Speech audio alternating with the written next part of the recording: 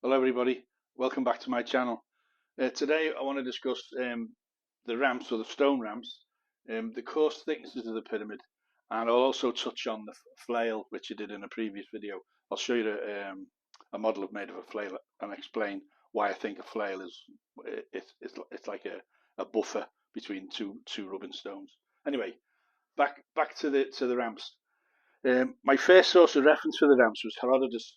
Although he's not renowned um, for being trustworthy and reliable as a reliable source, he does mention steps, which some called rows and others called bases.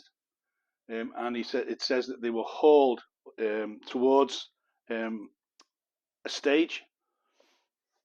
Now, when I first started doing experiments with ramps and pyramids and getting involved in this, I made my models out of wood, and the ramps that I made were made of wood, and they come down to a sharp point, and then I just sat another ramp on top of it, and so on.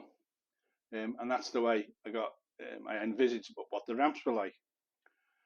But then um, there was an utterance in the Tomb of Unas from the pyramid text.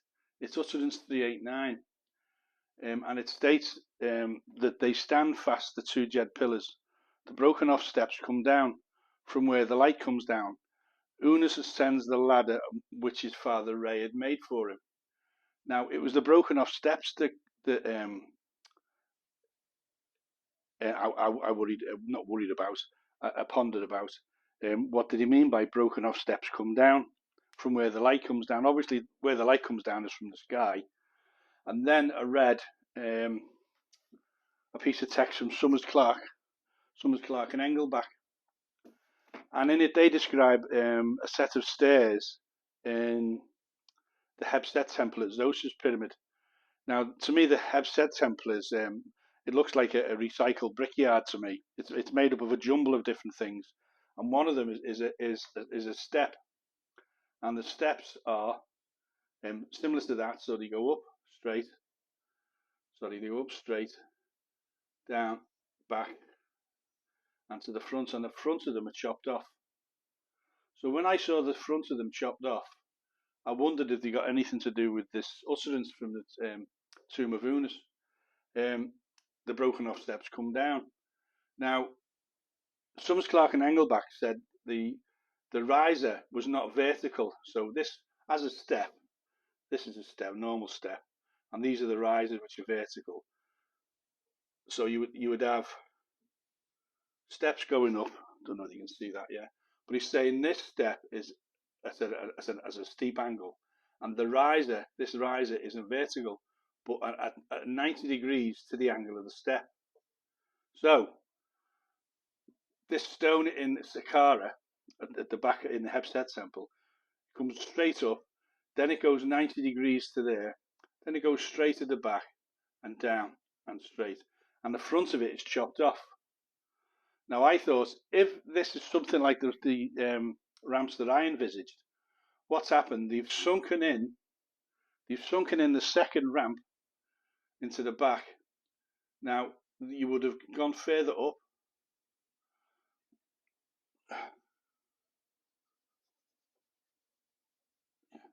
So this is your second ramp,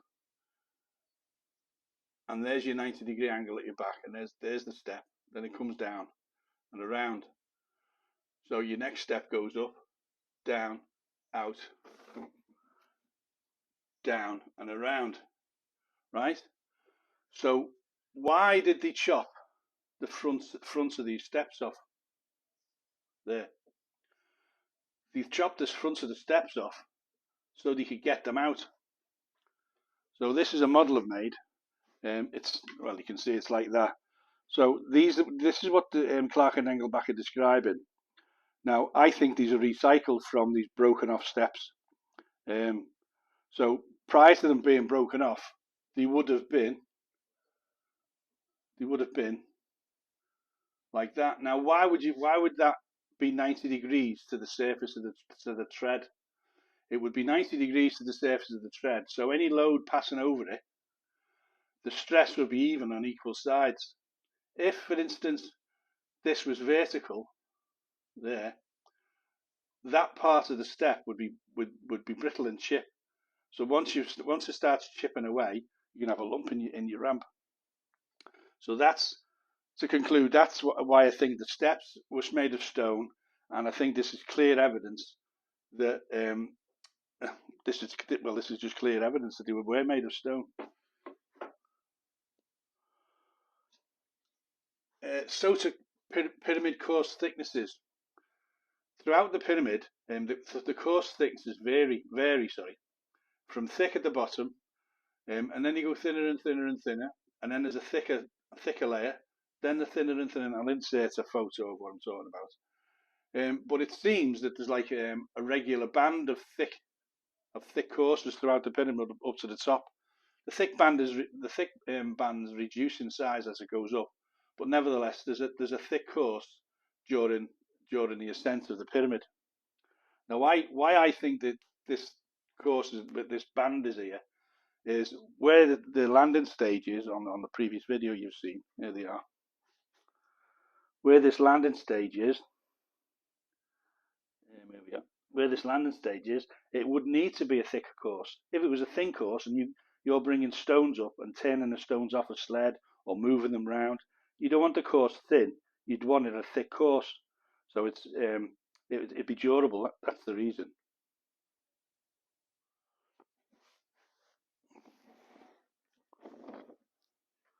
Okay, let's get back to course thicknesses. Now, the course thicknesses vary. That means that course 19 is 96.8. Course 35 is 1.26 meters in height, and the courses vary in between them, going from namely small from the top, smaller and smaller, thicker and thicker as each gets down to the course. But each course is the same thickness. If you know what I'm trying to say, is that whole course across the pyramid is 1.26 meters high. The whole course is 96.8 meters thick all the way through the pyramid. The next course could be a different height, but the whole course is that height. So why would you make all the courses vary in height, but each course, the whole thickness along the plateau is the same thickness? Well, I think I have the answer to that. Now, the Jed pillar sits on the corner of the pyramid. Now, there are eight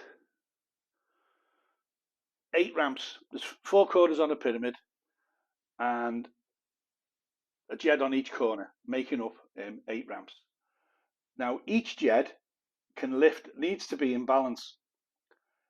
That means to say it needs to lift a stone that's, say, 2 tons up this side and 2 tons up that side. It can't lift a 1 ton block up this side and a 2 ton block up that side. It'd be twisted and wouldn't be in balance. So each Jed needs to know that the block that it's going to lift is the same. So 2 tons this side, 2 tons this side. The block on the opposite corner could be lifting blocks of 1.5 tons, but they both need to be 1.5 tons. How is that a help? Working out to work out the weight of a block? Well, to work the weight of a block out,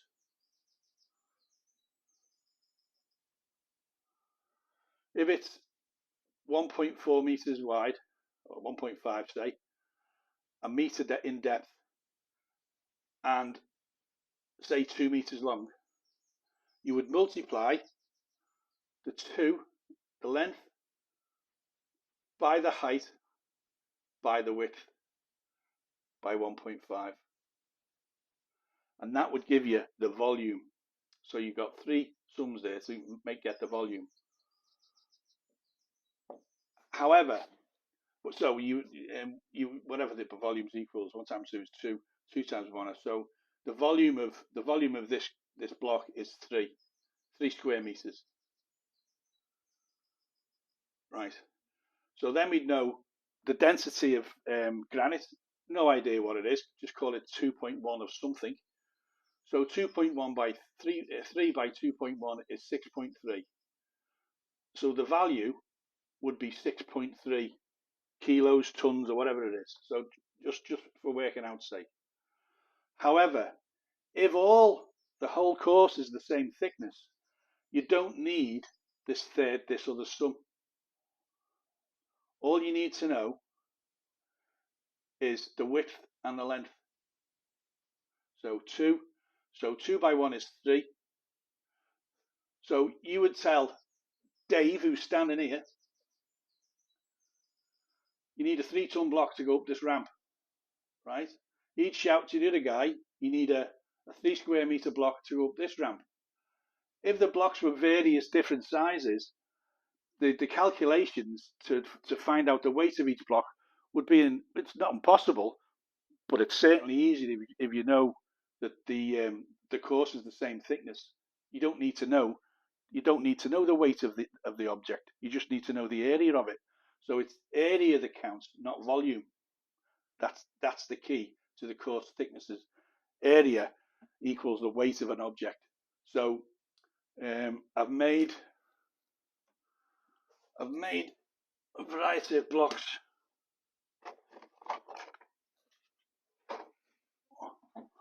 Made a variety of blocks. They're all different. They're all different sizes. They're all different sizes, but they're all the same thickness, right? But in volume, let me get them straight. In weight, the weight of that one equals the weight of that one, which equals the weight of that one, which equals the weight of that one. They're all the same. They look different, but they're all the same because of the same height, same course height. The volume is worked out by the area, and it drastically reduces the calculations you need for your pyramid. And that's the answer, I think. Okay, so we've got a good idea why each course is a different thickness, or the same thickness, sorry, all the way through. But why have we got courses that are thicker, much thicker than the rest of the course going up through the pyramid? Well, it's obviously where the turning stages are going to be. You wouldn't want it where the ramp comes up to the turning stage. You wouldn't want a thin course there. So like you'd want the thickest course possible for turning your stones round. If one fell off the sled or it broke or something like that, you'd want a good sub base for the sled to turn on. Now the ramp would then go towards another turning stage in the centre of the pyramid, right? And then to another stage, it could either be drawn if this plateau is clear, it'd be drawn by the false door onto the plateau. But once the edges of the pyramid start being built up again and you get another jed on the corner, you would have another ramp going to the corner of it there. Ideally, when you bring in 2-ton blocks up, or when you're ordering the blocks at the beginning of the day, you would have a list, like a logistical list of what stones you want. So you could say to the foreman in charge, would say we need 8 blocks, all 2-ton each. The next lift is 2.1 ton. Next lift is 1.7 ton. So we need 8 blocks at each corner of the pyramid, weighing at these weights. So you can set a schedule out, like a logistical schedule for constructing it during the day. So these thick courses are where the turning stages are. So the pyramid was built in like a zigzag method.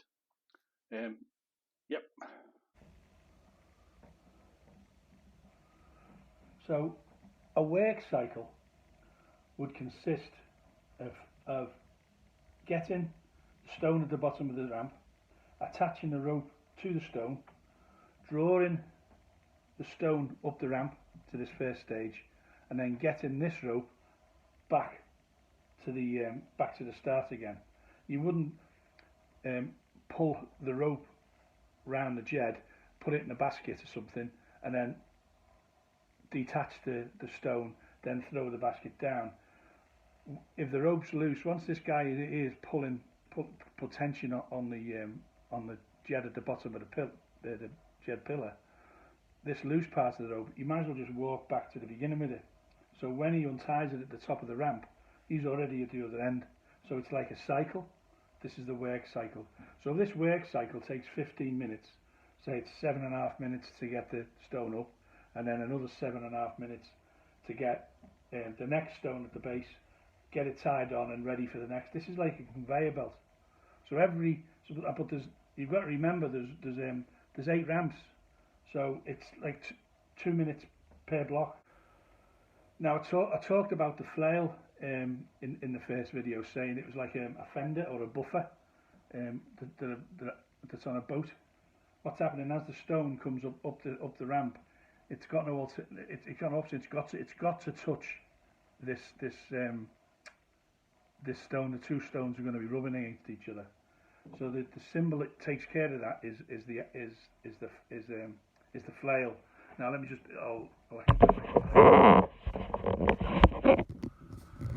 so you got your stone. It's going to rub against the wall. So you need a buffer in between. Now a flail.